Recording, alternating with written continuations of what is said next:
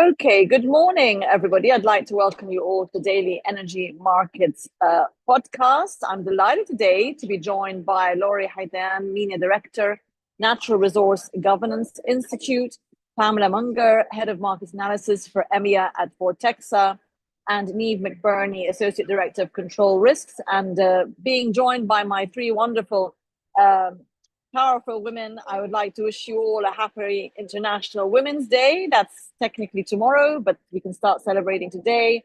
Delighted to have you all with us today, ladies. Thanks for joining us. Lots to get through in the next half an hour. Laurie, let me start with you because there's been so many headlines. We were just talking earlier off camera that how can we all keep up with this? And indeed, how can countries and companies keep up and strategize? But let's start with the Middle East, because we've had a couple of fresh headlines on that from Trump, from the US, who seem to be, for obvious reasons, dominating global trend-setting headlines, if you like. And that is, again, a headline on Iran. Not new, but a reinforcement saying, maximum pressure, we're going to actually make Iran's economy collapse, quote unquote, with our maximum pressure sanctions. We didn't see Trump in the first month talk too much about that, but that seems to be ratcheted up. But in the context of also what looks like an increasingly fragile ceasefire in the region, with the statements from Israel and sort of renegotiating or trying to redo the ceasefire terms on the Palestinian question. So, how vulnerable is the Mideast region looking right now compared to a month ago?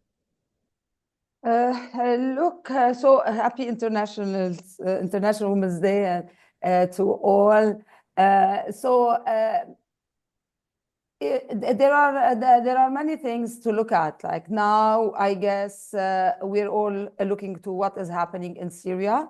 There were a lot of promises about setting the right path for Syria, and now we see there are like some things happening in Syria, and definitely we see the hands of Iran in many of the issues that are happening in Syria. That will be noticed by the American administration. Definitely, all the threats that are President Trump is making towards Hamas about do you need to release everyone now, or else there will be consequences. Definitely, we're seeing all the talks that are happening around Iraq and the need for Iraq to kind of de-link its economy, at least energy economy, from Iran. All of these issues are not really in favor of Iran. I think that is kind of, even if President Trump is not talking about Iran directly, but these are the pressure points to look at. So definitely, the pressure is it's on. Pressuring Iran at a time when the US, you could argue, achieved US and Israel in sort of hitting a lot of its proxies in the latter half of last year, and now again sort of almost stirring them to respond. I mean, is that wise? Why now? Why are they talking about doing these maximum pressure sanctions now when they're looking to do a peace deal in the region and they want Iran to come on board with its nuclear program, etc.? Yeah, so I guess this is a trend with Trump, to really pressure to get what he wants. So he is pressuring. And I remember last time I was on the podcast, I said that maybe he will not go into that pressuring on energy, leaving the energy on the side, because he does want to see oil prices going down. So whoever has to put oil in the market, that would be great. He would go after the nuclear portfolio. You see that now the pressure is on in all sides, because definitely there is one aspect now. I think it's about what to do with Hamas. We are at the last, if you want, maybe a last quarter of pushing to put Hamas out of the picture completely. which is like what the Arab plan is there, like 150 pages, not dealing directly with ending Hamas's presence. This is what Trump and Netanyahu want to see. So pressuring, continue all sorts of pressure and pressure points, so that to get to certain points, which is now to put Hamas out of the picture, because they're seeing that there might be a revival of Hamas of whatever sort it is, they don't want. So that's very important. So pressuring Iran on oil and other sides could lead to letting go of Hamas. So that's very important on the Israeli front. And that is what we are seeing. And then, so I guess now that OPEC and OPEC Plus have decided to bring back oil, so then it's like easier to keep on pressuring Iran, because there is like flow that is going to come to appease a bit the market and then bring down the prices, which is what Trump wants. So this is what we are seeing now. But again, very important for me is like to look at what's happening in Syria and the pressure that the Trump administration is putting on Iraq to delink itself from the energy of Iran. That's a very important point. That means there will be investment, most probably in Iraq. And I don't know if the American companies want to come back after they left and kept it all for China, or it will open another door about like Chinese presence, the energy, well, let's talk only in minerals. Thanks, Laurie. Well, let's talk about China a bit. I'll go to you, Niamh, on that, because as part of the sort of Iran pressure tactic that the US is nothing new, obviously, but Trump is choosing when to sort of state that on and off with the other headlines that are coming out of there. But of course, the big point about Iran in terms of external from that is China. And China's Iranian oil imports, which is obviously the biggie in this equation, because it is taking most of Iran's oil exports. And the US is, obviously dealing with China on many other levels, such as tariffs. How delicate do you think that is for the US? Do they care? Does Trump care how China responds if indeed they do go full force with these sanctions on Iran? Well, I think what's at stake for the US? Well, I think those are two excellent questions. I mean, and the second one being, does China actually respond is the one that I think none of us in the analytical community have really had an answer for. In an aggressive sense, in a defensive sense, we can already see that the Chinese have had several injections of cash into the Chinese economy, and the government has already signaled in the last couple of weeks, in response to the direct and indirect threats from the Trump administration and Trump himself on tariffs, that they're willing to inject more money in the economy. But that's on the kind of Chinese side of things. In terms of protecting China's interests more broadly in the Middle East and that relationship with Iran, I mean, it's anyone's guess.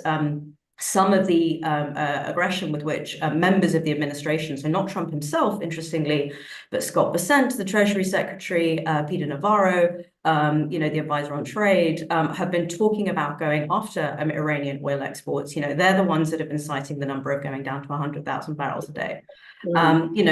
The Chinese are going to have to find an alternative to that. And to Laurie's point, do we, with the uptick that will hopefully come from April onwards, although, we all continue to admit that quota adherence hasn't been what it should be, so there'll be a little bit of flexibility there. But the one question when it comes to that number of 100,000 barrels a day of, dropping down to exports, Scott Bessent said yesterday that they estimate the Iranians are exporting 1.7 million barrels a day. Pamela, I don't know if you guys have your own independent number.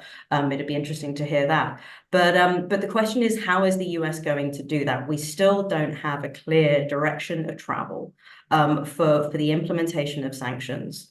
Both reviewing the waivers that they're doing right now, that the State Department announced it was doing, it's in the process of doing, but then also what additional measures they're going to put in place to try and stop the new channels of money and assets that will have been created since 2018, and then also since the beginning of the war in Ukraine. And then the next question to that is, then how do the Chinese respond to that? Businesses, and this is sort of businesses rather than government, are very, very creative at finding ways around systems. We've seen that over the last couple of years. So the question remains, but I ultimately think this is not going to be as easy as the Trump administration thinks. Yeah. So the Chinese will probably have some time to play with on that. Yeah, and of course the Chinese have been preparing ahead of this, haven't they? It's not like they're just responding to these. I mean, this was kind of expected. There's another headline on our bulletin today. Other levies, shipping levies on Chinese linked ships also coming into play. I mean, obviously Trump playing all his cards. Pamela, welcome again, and let's talk a bit about the market impact of all of this. We've seen oil prices hit, 3 years. They've hit a low now that wasn't hit, except three years ago. I think December 21 was the last time Brent dipped to these levels, which is, quite a marker, isn't it? And now a lot of people saying once it fell below that $70 as it has, we're now this year into a $60 to $70 range going forward, unless something happens. And despite, all these geopolitical and trade uncertainties, which should be obviously causing prices really to go up.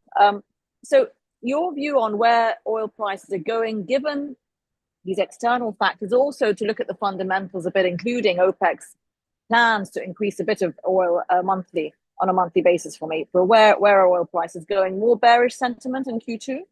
Yeah, I mean, if you take a look at some of the fundamentals, you're looking at really a really poor demand scenario, and that hasn't changed. I know there's been some recent positive news about China, especially with respect to the PMIs, the injection into the economy and that sort of thing. But really, the outlook remains bearish for most of the world from a refined products perspective, and that's really where you have your demand for crude, right? Is for those refined products that output is really what you're looking at. So that decline is still really obvious. You see some positives in sort of the jet kero with increase in international flights, but overall the demand outlook is relatively poor. Now that's on the demand side. Now on the supply side, in terms of crude, you've got OPEC saying that we're going to put these barrels back on the water again. Up until now, they've really watched very closely in terms of what the demand signals are going to be. So it's a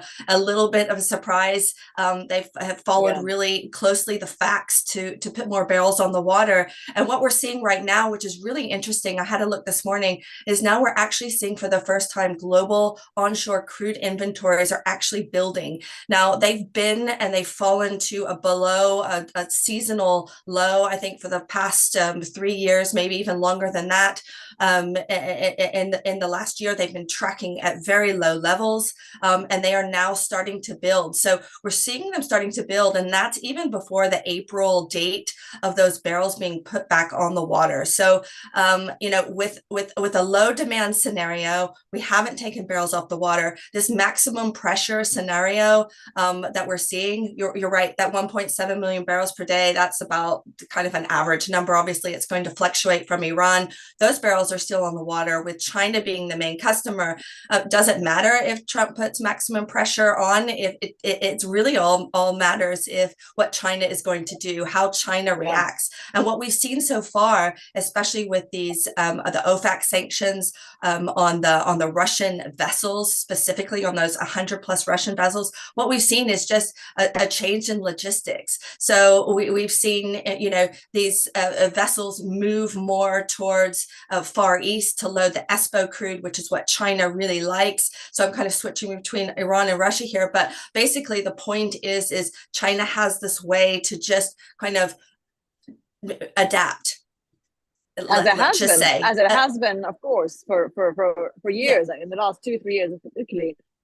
And in fact, those sort of, I suppose, new systems, many say, are not easily, obviously, undone regardless. I suppose it's going to come to a diplomatic solution, really, to get Iran to stop exporting, and China, similarly, to take less Iranian oil. We're going to have to see much bigger deal, perhaps, on the trade front as well with them. Laurie, let me go back to you and talk a bit about, again, so back to the Middle East. There's, again, Trump sort of repeating that he's planning to visit Saudi, and now saying in the next few weeks, some talk a few weeks ago that Putin may join that meeting. Do you think the sort of speculation is that he's going there to perhaps have a meeting with others, or is it all about, we need you to commit again to the $600 billion of investment into America? I mean, what do you think's behind that?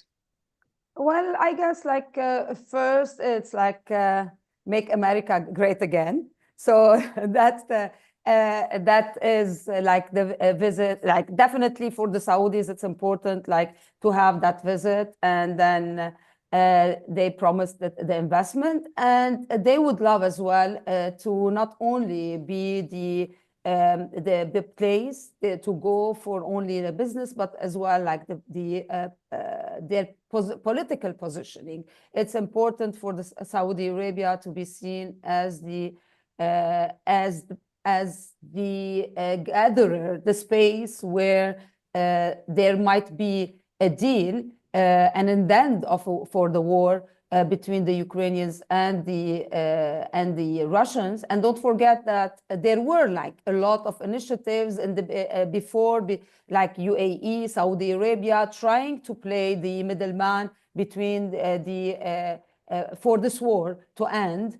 And definitely as well, like Saudi Arabia feels that their politics and their policies about and their strategy about like not being aligned with one against the other, but like to diversify their allies should be paying off. And this could be the place where both like and even Zelensky can come and gather and find a solution for this. Definitely, I would see that the Europeans would not object. On the contrary, the Europeans are trying hard to work with the GCC for investment, for security, for other issues. So seeing Saudi Arabia playing that role would be very important. So I think it is like about investment. And it is about political positioning. So Saudi Arabia is in a good position, I guess, and then even playing this important role for the region as a regional power, and definitely having that normalization paper and card in their hand will be important as well in the coming months. So I think Saudi Arabia is doing good. It's doing good. And also the question of, pushing for the US to continue sort of for regional security, right? I mean, that's something that obviously even since the Biden days, we're going to start to withdraw from the region. That's obviously not going to happen anytime soon now with everything that's going on. But Saudi Arabia certainly would want that as perhaps one of the guarantees in exchange for providing, I suppose, the diplomatic services that the US needs in terms of the communication with the other parties. Niamh, let's just talk a bit about Europe and just in the context of the whole Ukraine debacle in terms of the last week's developments. The meeting in the White House with Trump and Zelensky, the fallout from that, Zelensky having no choice but to sort of semi-retract, what was interpreted that he said. Where do you see that going now? I mean, we've had a lot of, noise from the Trump camp for apologies and please say thank you and you should be grateful. But realistically speaking, how do you see that going forward? And also from Europe's perspective, a lot of people on our podcast this week saying they feel Europe's been emboldened by this whole series of activities in the last week, and it's got back on its feet, and Germany is now issuing debt, etc. A new beginning in regional relations. Well, I mean, when it comes to the kind of Ukrainian-US relationship, I mean, that's definitely, it was poor to begin with. It's completely through the floor now. It's fair to say that I think Zelensky, up until that meeting, had handled what was a very difficult relationship really, really well. I don't think I thought he handled that meeting very well. When I listened to the whole hour, until the last 10 minutes when he was triggered to defend himself and Ukraine, I thought actually he did very well. From a language point of view, and very politely and diplomatically so. I would say on the whole, it was. Yeah, absolutely. But then that then came the tone of voice and then the aggression from both Trump and Vance. I mean, obviously he's had to sort of slightly roll back that they've said they're now willing to sign the deal, although it appears now that the Americans are quite keen to put the screws even more on the Ukrainians, which frankly raises the question is what did Trump himself and then the people around him actually want from this deal in the first place? Yeah. Was this ever really about the minerals? Or was this just part of a broader process to be able to end the war and force the capitulation of Ukraine? I don't have an answer to that question myself, because given the way that there was the emphasis on the mineral deal and then the investment into Ukraine, there's an argument to be said that members of the Trump administration genuinely believe there was opportunity there when it's quite clear that there aren't sufficient rare mineral resources to be able to do anything. So it's just, that's still very, very foggy. And I think until we get some clarity on that, frankly, until there's some sort of fantastic leak from Politico or someone else, or Wired actually has been doing great work on the Trump administration the last couple of weeks, that'll be unclear. But on the European front, I mean, it's been fascinating to see. I mean, that meeting was a break in the post World War II settlement, an arrangement of national security between the US and Europe. The suddenness with which it happened, and the fact that it could be something so frankly insignificant, a single small press conference inside an office in DC, I think shocked all of us. But what's fascinating is it was the Americans themselves who were breaking apart this pact, which was, you know, the US after World War II, but creating a status quo in which Europe effectively relied on the US as its own backstop. And it's funny, I draw parallels here with Saudi Arabia. Because there are a lot of commonalities in the way that the US does underpin the UK's nuclear deterrent, you know, the supply of weapons, but in a very kind of EU Commission Brussels way. You know, we got a nice slogan for the plan, you know, the rearm Europe, and you know, billions and billions of dollars of promised investment.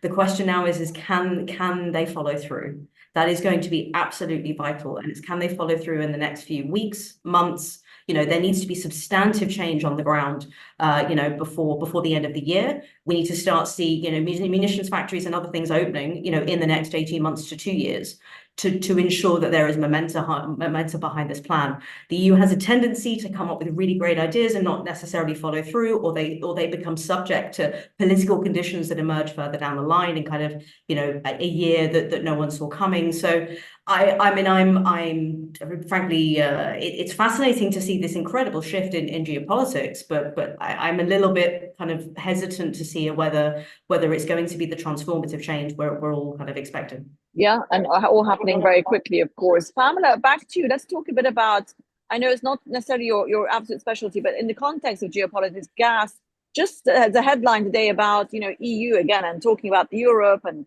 you know, obviously it's going into more debt if it's going to be spending more on defense, etc., with all its economic challenges that it has, particularly with countries like Germany and France. But again, a call by some European EU countries for taking Russian gas through Ukraine again, to ask Ukraine to open that transit line, again, to have options, right? And a lot of talk about, well, if a ceasefire is done, will Europe go back, you know, 100% to what it was doing before and taking Russian gas? What do you think? There seems to be mixed opinion on that. And what is that going to do to prices, really, at the end of the day? Yeah, I mean, I think that one important thing to note is that Europe has never stopped taking Russian gas, right? From a seaborne perspective. The pipeline thing is different, but I had a look this morning after that headline, because I always have to remind myself, actually, because it's the most not talked about thing, I think, in the market. And so, you know, that's always been there. Will it look to, I see no reason why necessarily, based on that precedent, that it wouldn't look to import gas again. I think there's a bigger question, and certainly this was a really big topic during IE Week last week here in London, is what will Europe do just with respect to all of Russian hydrocarbons, right? You know, how will Europe handle if there's a peace deal made? Will Europe start importing? You know, remember diesel was the biggest export that was lost of, well, that and probably the Urals that was lost in the European refining system, which is sort of their ideal crude slate. So, you know, will that start to shift? And I think, you know, with this, is like anything, I think economics will probably drive that flow. You know, well, I mean, Pamela, sorry to interrupt you, but just to ask you, I mean, again, on that subject of economics and price, I mean, because of oil prices have been dropping, again, we've seen that price cap become completely ineffective. And talk last week a lot about lots of Greek ships now legally being able to transport that. I mean, that's all shifting, right? The dynamics of that. That's right. That's right. We've seen a lot of Greek operators get into this flow of, especially from the Russian loadings out of the Far East, to get that crude, that favored ESPO blend crude, over to China, indicating that that crude is trading below the price cap. Otherwise, the Greek operators wouldn't get into that. So that's been a really interesting shift in dynamics.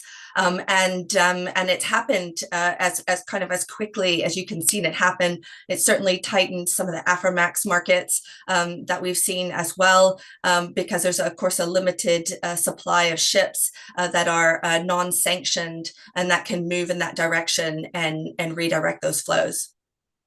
Thanks, Pamela. Laurie, let's take advantage of you being in Europe and being in Brussels. Correct me if I'm wrong, you're still based in Brussels. I am. So, you know, with all the activity coming from the EU, the scrambling to come up with common statements, whether they went after they met in the UK last weekend, or since that, and, you know, with the reaffirmation of Ukrainian support. But what do you make of this recommitment, if you like, by Germany to open up its sort of debt market borrowings? And that has, from an economic point of view, been cited as really holding Europe back economically for so many years. What's the mood? What's the mood in Brussels? Is it possibly optimistic? So the mood in Brussels is like Adam and Eve were kicked out of heaven, and now it's time to take control. And that's what everyone is talking about. It's okay, we need to spend on having an army, on defense. And that, I think, is something that they all agree. They agree that it is the end of an era and the opening of a new, where EU needs to rethink about its defense and its economy. So this is where you see, like, okay, we've been talking a lot about competitiveness, Green Deal, yes, how to make it more competitive, industries, all of that. So it is like a big, if you want, a reshaping Europe's politics, defense, and economy. So we'll see that as an opportunity. Definitely, there are risks to that. We know that the economy was not doing well, but they feel like with all of these, it could be an opportunity. So kind of, they're not depressed, they're not down, but they see that this is the end of an era. So definitely the beginning of something new. But again, yes, EU could be very bureaucratic, EU could be very slow, but at the end, I guess they feel like this is an existential issue, and they need to act, and they are kind of, at least now they're acting. They feel that, I guess, using all cards that they have. So having Meloni on the side of, yes, Ukraine, but at the same time, in good terms with President Trump, that could be a good thing for them. And then they could on all points. So I think that we're doing okay. We're doing okay. It's not like complete depression or completely like devastated. We understand the changes, and I think that people are taking this seriously and moving towards finding solutions.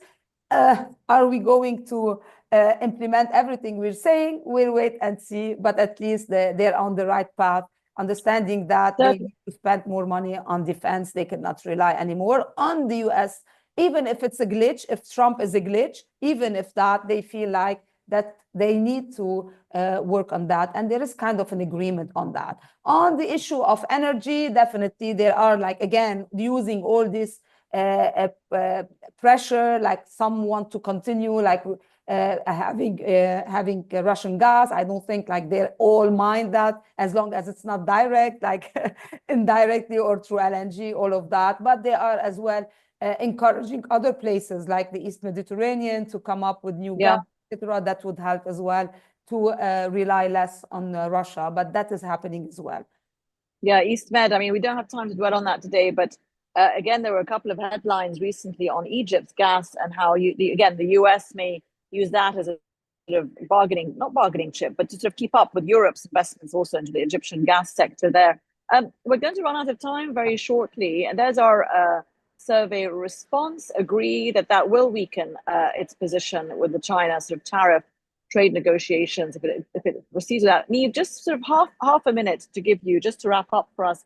We didn't mention sort of the South China Sea geopolitical angle, and I'd just like you to address that, because many attribute a lot of Trump's headlines on everything to really securing the US's access to microchips, which are, many of which are obviously produced in Taiwan. That is really the end game at the end of the day, many people say, behind a lot of foreign policy of the US.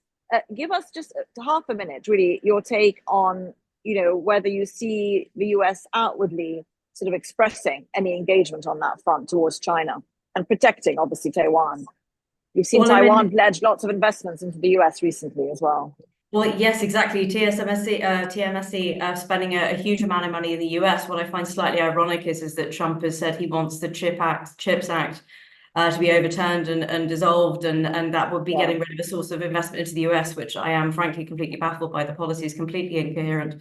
But I mean, given Trump's stance on other military conflicts, as we've been talking about, I mean, I think we can agree that at least under this administration, the security guarantee for Taiwan is not in place. China will see that as an opportunity. Its control risks position that we don't expect there to be an invasion by China into Taiwan, but it's certainly a geostrategic benefit to them right now. Niamh McBurney, Laurie Hatayan, and Paola Manga, thanks so much for joining us today on International Women's Day. It's been great to have your voices and insight. Wishing you all a great weekend ahead, everybody, and thanks for joining. All the best. Thank you. Have a nice weekend. Bye. Thank you so much. Bye-bye.